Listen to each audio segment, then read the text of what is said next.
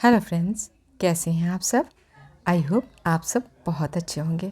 तो चलिए आज कुछ छोटी छोटी टिप जानते हैं जो कि हमारे किचन में जब हम फंस जाते हैं ना कहीं पे, तो वो हमारे बहुत काम आता है। कई बार हमें ये छोटी छोटी टिप पता नहीं होती है, जिसकी वजह से हम कई बार प्रॉब्लम में फंस जाते हैं। तो लेकिन फ्रेंड्स, अभी अभी आप मेरे चैनल पे आए हैं तो प्लीज़ चैनल को सब्सक्राइब करें। तो चलिए फिर देखते हैं हम लोग अपनी पहली टिप। मेरी पहली टिप है कि जब भी हम रोटी बनाते हैं तो कई बार होता है ना कि हमारे तवे पे रोटी चिपक जाता है। तो इसके लिए आप क्या कीजिए कि जब आपके तवे पे रोटी चिपकने लगे तो आप थोड़ा सा अपने तवे पे सूखा आटा छिड़क दीजिए। अगर आप ऐसा करेंगे तो आप देखेंगे कि आपकी रोटी बिल्कुल नहीं चिपकेगी। तो चलिए बढ़ते हैं अगली टिप की तरफ। तो जब भी हम पनीर भुर्जी बनाने के लिए पनीर निकालते हैं यानी कि छेना बनाते हैं, तो हमें पूरी तरह उसका पानी बिल्कुल नहीं निकालना चाहिए।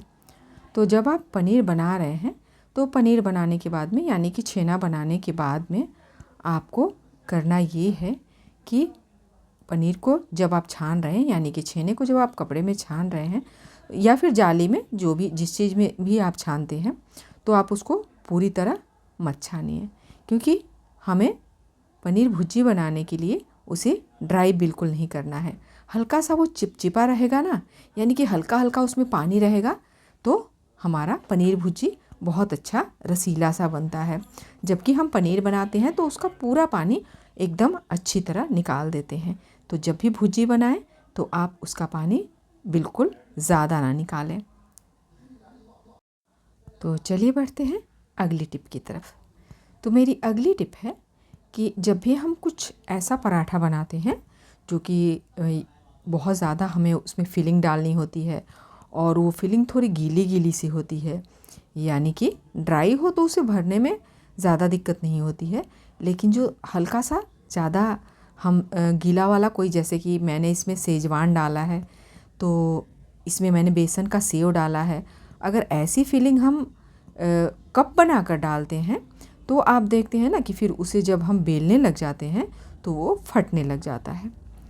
तो ऐसा पराठा बनाने के लिए मैं आपके साथ एक छोटा सा टिप शेयर कर रही हूँ, जिससे कि आपका पराठा बिल्कुल फटेगा नहीं।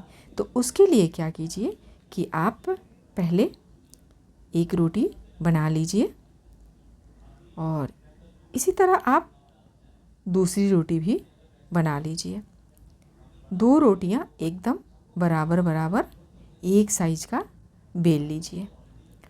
और अब क्या कीजिए कि एक रोटी को रख करके उसके ऊपर में जो भी फिलिंग आपने बनाई है उस फिलिंग को अच्छी तरह उसके ऊपर तह कर दीजिए, यानी कि अच्छी तरह चम्मच की हेल्प से उसके ऊपर धीरे धीरे उसकी लेयर लगा दीजिए।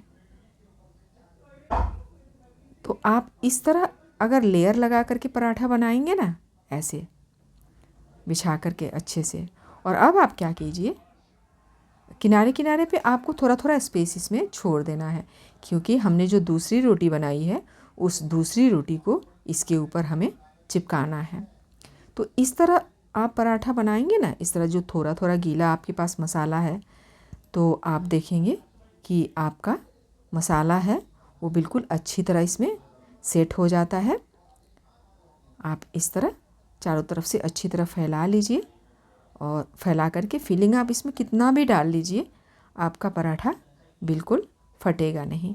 और इस तरह ये जो दूसरा हमने बेल रखा है ना, एकदम इस रोटी के बराबर, इस तरह हल्का हल्का हाथों से प्रेस कर दीजिए। और आप चाहें तो फोक की हेल्प से भी इसे सील कर सकते हैं और थोड़ा सा बेलन इसके ऊपर में चला दीजिए ताकि ये थोड़ा बराबर हो जाए।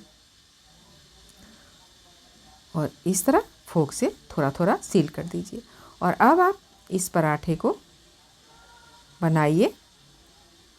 आप देखेंगे ये आपका इतना सारा फिलिंग वाला ना पराठा बिल्कुल फटेगा नहीं। और अब इसे आप अच्छी तरह अपना तेल घी जो भी डाल करके आपको सेकना है उसे सेक लीजिए। और फिर इस पराठे को आप काट करके सर्व कीजिए।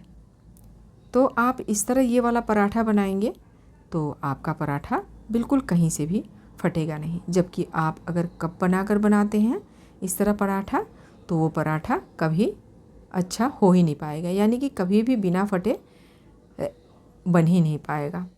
तो इस तरह जब भी आप इस तरह का पराठा बनाएं तो आप मेरी इस छोटी सी ट्रिक से बना सकते हैं, आपका पराठा बिल्कुल ही फटेगा नहीं। तो उम्मीद है आपको मेरी ये छोटी सी टिप पसंद आई होगी। अगर आपको मेरी ये छोटी छोटी किचन टिप पसंद आती हो तो प्लीज़ चैनल को सब्सक्राइब करें और पसंद आए तो प्लीज़ एक लाइक करें।